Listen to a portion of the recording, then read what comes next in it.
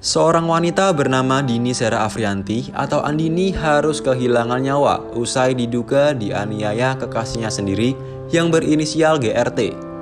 Peristiwa itu terjadi di salah satu tempat karaoke di Surabaya, Black Hole KTV pada Rabu 4 Oktober 2023 malam hari. Setelah ditelusuri, pelaku diketahui bernama Gregorius Ronald Tanur, anak seorang anggota DPR RI. Hal ini tentu membuatnya menerima sorotan tajam dan kecaman publik. Tak sedikit dari mereka yang penasaran dengan informasi soal profil serta biodata Ronald Tanur. Pemilik nama lengkap Gregorius Ronald Tanur diketahui lahir di Kecamatan Kevamenanu, Kabupaten Timur Tengah Utara, Nusa Tenggara Timur. Kini usianya tengah menginjak 31 tahun. Ia disebut-sebut merupakan anak anggota DPR RI fraksi PKB Edward Tanur. Adapun ibunya bernama Mayriska Wijaya dan ia juga diketahui memiliki 2 saudara kandung. Mengutip akun Facebook miliknya, Ronald Tanur pernah mengenyam pendidikan di SMAK Kolese Santo Yusuf Surabaya pada tahun 2005 hingga 2006. Lalu ia pindah ke SMAK Santa Agnes Surabaya dan lulus pada tahun 2009. Ronald pun berkuliah di Universitas Petra Surabaya dan International Business School Surabaya jurusan komunikasi. Begitu selesai, ia bekerja menjadi agen di perusahaan asuransi.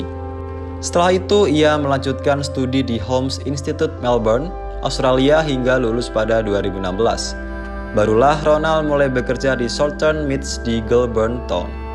Kemudian ia juga pernah bekerja di Voyage Ice Rock Resort di Northern pada tahun 2018. 2 tahun berselang atau pada 2020, Ronald kembali ke Surabaya. Tak diketahui apa pekerjaannya selama menetap di sana. Di sisi lain, ia dikenal sebagai sosok yang hobi kuliner dan traveling. Ia terbilang sering berpergian di dalam negeri dan luar negeri. Sementara itu, kuasa hukum Andini yaitu Dimas Yehura membenarkan pelaku adalah Ronald Tanur, anak anggota DPR RI. Ia pun mengungkap kronologi korban dianiaya hingga tewas. Awalnya sekitar tengah malam korban diajak ke tempat karaoke tersebut. Namun sesampainya di room karaoke, korban malah dianiaya mulai dari ditendang hingga dipukul. Lalu penganiayaan itu diduga semakin menjadi-jadi di lobi karaoke dan parkiran. Korban pun terkapar dan digendong pelaku ke bagasi mobilnya. Korban kemudian dibawa ke apartemen dan diperkirakan tewas dalam perjalanan menuju ke sana. Tangan korban diduga sempat dilindas dengan mobil pelaku. Hal ini diketahui dari hasil pemeriksaan yang menunjukkan luka memar bekas ban di tangan Andini.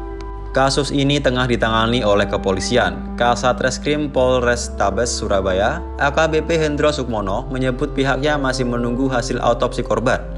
Lalu sebanyak 17 saksi termasuk teman-teman pelaku dan security apartemen sudah diperiksa.